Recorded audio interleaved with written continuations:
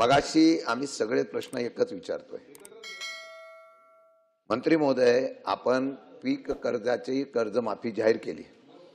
25 September पर्यंत जे आहेत त्यांना 2 लाख, जे नियमित आहेत त्यांना 50,000। खडसे साहेबांनी विचारल्या प्रश्नामध्येच मी विचारलं, मगाशी पण विचारलं, आपण स्पष्ट उत्तर द्या। तुम्ही काय म्हणाला की कमिटी आम्ही केलेली आहे, कमिटी जो अहवाल देते त्याच्यावर आम्ही कारवाई करू। तोपर्यंत ह्या बँका मागे लागलेल्या आहेत। आमचं म्हणणं एवढंच आहे, पुनर्गठन करण्याच्या, आता ज्यांनी पुनर्गठन केलं त्याची चूक काय? त्यांनी परत कर्ज केलं, त्याला या लाभ याच्यामध्ये बसवलं पाहिजे ना तुम्ही। माझे 2 प्रश्न आहेत, त्याचं उत्तर स्पेसिफिक द्यावं, नाहीतर हे कर्जमाफी तुम्ही फसवी केली अशा प्रकारचा चर्चा शेतकऱ्यामध्ये होईल। आपल्याला मी स्पष्ट शब्दात एवढंच विचारलं की ही जी कर्जमाफी केलेली आहे ती किती दिवसामध्ये बँकांना देणार, जेणेकरून बँक या सर्व कर्जमाफीच्या माध्यमातून या शेतकऱ्यांना परत कर्ज घेण्यासाठी, ही नील झालं की परत कर्ज घेण्यासाठी त्यांना मदत करू शकते। पुनर्गठन झालेल्या सुद्धा याचा लाभ मिळणार का, आणि किती दिवसामध्ये ही कर्ज वाटप आपण जाहीर केलेलं आहे ते कर्जमाफी आपण जाहीर करणार? अमोल मिटकरी।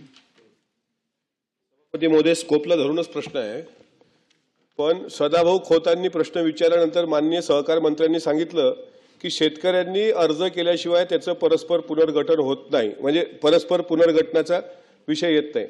माझ्या जिल्ह्याच्या संदर्भातल्या लक्षवेधीच्या उत्तरात 2250 शेतकऱ्यांचं परस्पर पुनर्गठन केल्याची तक्रार होती। काय केलं त्या बँकेचं? आज दरेकर साहेब इतक्याच पोटतिडकीने त्या बँकेचा विषय मांडतात, उलट त्या बँकेला सभापती महोदय पुरस्कार दिला ज्यांनी परस्पर पुनर्गठन 2250 शेतकऱ्यांचं केलं, द अकोला जिल्हा मध्यवर्ती सहकारी बँक। आणि तुम्ही आता उत्तरात सांगताय की शेतकऱ्याचं अर्ज असल्याशिवाय त्याचं परस्पर पुनर्गठन होत नाही, हे विरोधाभास करणारं उत्तर आहे। आमच्या जिल्ह्याच्या बाबतीत काय कारवाई केली, त्याला पुरस्कार कसा दिला ते तरी सांगायला पाहिजे। मंत्री महोदय।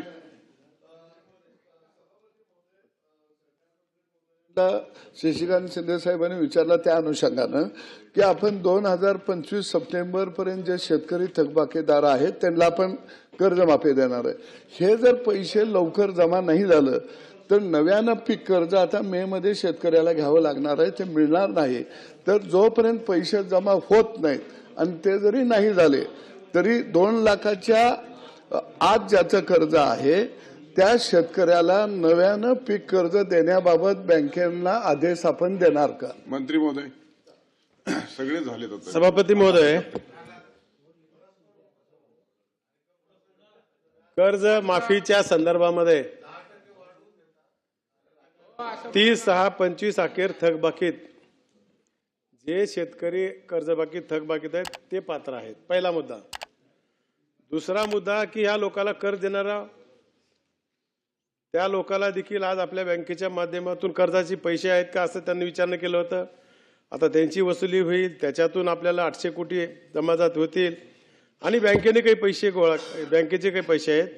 डीसीसी बँकेकडे पुढील खरीप हंगामासाठी 1200 ते 1300 कोटी रुपये निधी उपलब्ध आहे, त्यांना देखील आपल्याला पैसे देण्यात येईल। आमच्या प्रवीण भाऊंनी जो विचारला मत्स्यच्या संदर्भात तो माझ्याकडे माहिती नाही, मी त्यांना नंतर विचारून देतो। आता मी जे सांगितलं की आपली जी कमिटी बसवलेली आहे शासनाने, प्रवीण सिंह परदेशी, त्यांचा अहवाल यायचा आहे, ते कधी येणार आहे? 30 जून पर्यंत। 30 जून मध्ये समजा हे जर बसले तर हे नाही देणार आपण सदाभाऊ। पुन्हा नवीन कर्ज द्यायची सिस्टीम करणं सदाभाऊ, ज्या लोकांनी कर्ज परतफेड केलेत त्यांना आपण कर्ज देऊ शकतो।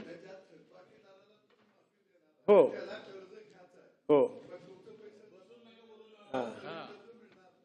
ती आपली ज्या कमिटीचा रिपोर्ट येईल, आपली या तारखेपर्यंत कर्जमाफी होणार आहे, त्याच्यानंतर मग ते कर्ज पात्र झाले तर त्यांना कर्ज देण्यात येईल ना सदाभाऊ। हा,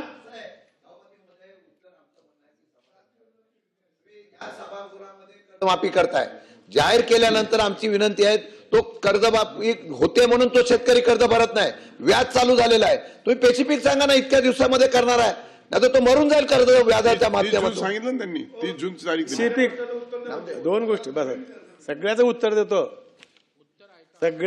देतो, थोडंसं ऐकून घ्या आमचं। आता ते त्यांनी विचारलंय आमच्या मित्राने मागला अमरावती बँकेचा की अकोल्याला, तो विषय ह्याच्याशी निगडीत नाही, तरी पण सांगतो की तिथं असंच झालं. काही लोकांनी पुनर्गठनासाठी परवानगी मागितली, काही लोकांनी मागितले नाही. त्याच्या संदर्भामध्ये आम्ही चौकशी केली. म्हणून आज पुनर्गठन कुणाचं करायचं आपण? ज्याची संमती नाही त्याचं आम्ही पुनर्गठन कसं करणार आहोत? उद्या लोक कंप्लेंट करतील ना. फायदा झाला तर बरोबर आहे म्हणतील सदाभाऊ, आणि चुकीचं झालं तर कुणीही म्हणतं, कुणाचाही स्वभाव ते आहे. म्हणून त्यांच्या संदर्भात ते उत्तर दिलंय. सोसायटीने तशा प्रकारचं पुनर्गठनाची परवानगीचं ठराव घेऊन पत्र दिला होता. म्हणून त्यावेळेस त्या लोकांचं पुनर्गठन केलंय आणि त्याच्यानंतर लोकांना त्याचा फायदा भेटला नाही, पुन्हा तक्रार करत बसले. नाही ऐक, बसून मी बोलू सांगितलं नका, मंत्री तुमचं. महोदयच उत्तर दे. सगळ्यांचं माझं ऐकलंय. बोलणं होऊ द्या आधी. मत्स्याच्या संदर्भामध्ये कर्ज ही शेती कर्ज समजून पीक कर्जासाठी घेतलेल्या व्याजदराने कर्ज पुरवठा केला जाणार आहे. प्रवीण भाऊ, त्यांचा जे आपण देणार आहोत मत्स्यासाठी ते आहे. आणि ज्यावेळेस शिंदे साहेब आपल्याला या कर्जमाफीचा आपल्याला निर्णय फायनल कधी घेता येईल की प्रवीण सिंह परदेशी ज्या दिवशी आपल्याला रिपोर्ट देईल त्या दिवशी आपल्याला पूर्ण निर्णय घ्यायचा. पण सरकारने आपल्या घोषणा केलेली आहे की 30/6/25 पर्यंत जे शेतकरी थकबाकीत आहेत त्या लोकांना याचा फायदा होणार आहे. आणि जे प्रामाणिक आहेत, जे भरलेले लोक आहेत, त्यांना इन्सेंटिव्ह सरकार देऊच राहिले 50 लोकांना. म्हणजे इकडे थकबाकीदाराला फायदा उरला आहे आणि चालू बाकीदाराला 50,000 रुपये देऊ राहिलो आपण. दोघांनाही समावेश ठेवलेला याच्यात. प्रश्न क्रमांक 2.